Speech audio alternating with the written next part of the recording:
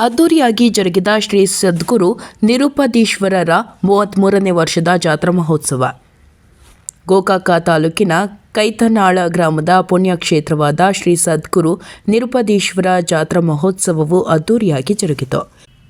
ಪ್ರತಿ ವರ್ಷದಂತೆ ಈ ವರ್ಷವೂ ಕೂಡ ಶ್ರೀ ಸದ್ಗುರು ನಿರುಪದೀಶ್ವರ ಕರ್ತೃ ಗದ್ದುಗೆಗೆ ಅಭಿಷೇಕ, ಆಯಾಚಾರ, ಶಿವ ಭಜನೆ, ಸಪ್ತಾಹ ಸೇರಿದಂತೆ ಹಲವು ಕಾರ್ಯಕ್ರಮಗಳು ಜರುಗಿದವು. ಎರಡನೇ ದಿವಸ ಶ್ರೀ ಸದ್ಗುರು ನಿರುಪದೀಶ್ವರ ಮಾನವ ಧರ್ಮ ವೇದಿಕೆಯಲ್ಲಿ ನಾಡಿನ ಹರಗುರು ಚರಮೂರ್ತಿಗಳ ಆಶೀರ್ವಚನ ಹಾಗೂ ಸಾಮೂಹಿಕ ವಿವಾಹ ಮತ್ತು ಪರಮಪೂಜ್ಯ ಶ್ರೀ ವೀರಭದ್ರ ಮಹಾಸ್ವಾಮೀಜಿಗಳವರಿಗೆ ಭಕ್ತರಿಂದ ತುಲಾಭಾರ ಸೇವೆ ಸೇರಿದಂತೆ ವೇದಿಕೆಯ ಮೇಲೆ ಹಲವು ಸಾಂಸ್ಕೃತಿಕ ಕಾರ್ಯಕ್ರಮಗಳು ಜರುಗಿದವು. ಜಾತ್ರಾ ಮಹೋತ್ಸವಕ್ಕೆ ಆಗಮಿಸಿದ ನಾಡಿನ ಪೂಜ್ಯರುಗಳು ಮಾತನಾಡಿ, ಸದ್ಗುರು ನಿರುಪದೀಶ್ವರರ ಜೀವನ ಚರಿತ್ರೆ ಮತ್ತು ಪವಾಡಗಳ ಕುರಿತು ಭಕ್ತರಿಗೆ ತಿಳಿಸಿದರು. ನಿತ್ಯ ನಿರಂತರ ದಾಸೋಹ ಮಠ ಎಂದೇ ಪ್ರಖ್ಯಾತಿಯಾದ ಶ್ರೀ ಸದ್ಗುರು ನಿರುಪದೀಶ್ವರರು ಯಾವುದೇ ಜಾತಿಗೆ, ಧರ್ಮಕ್ಕೆ ಸೀಮಿತವಾದ ಮಠ ಇದಲ್ಲ.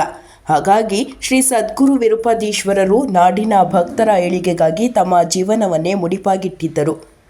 ಸದಾ ಭಕ್ತರ ಕಷ್ಟ ನಷ್ಟಗಳಿಗೆ ಭಾಗಿಯಾಗಿ ಭಕ್ತರ ನಾಡಿಮಿಡಿತವಾಗಿ ಸದ್ಗುರು ನಿರುಪದೀಶ್ವರರು ಜೀವನ ನಡೆಸಿದರು.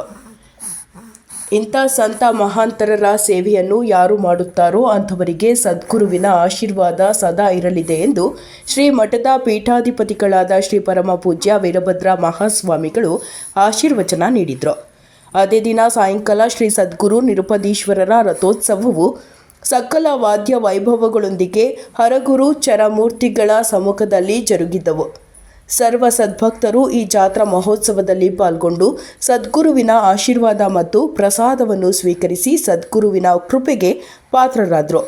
ವರದಿ ವಿರೂಪಾಕ್ಷಯ್ಯ ಸ್ವಾಮಿ ಸಾಲಿಮಠ, ಅಂತರಗಂಗೆ.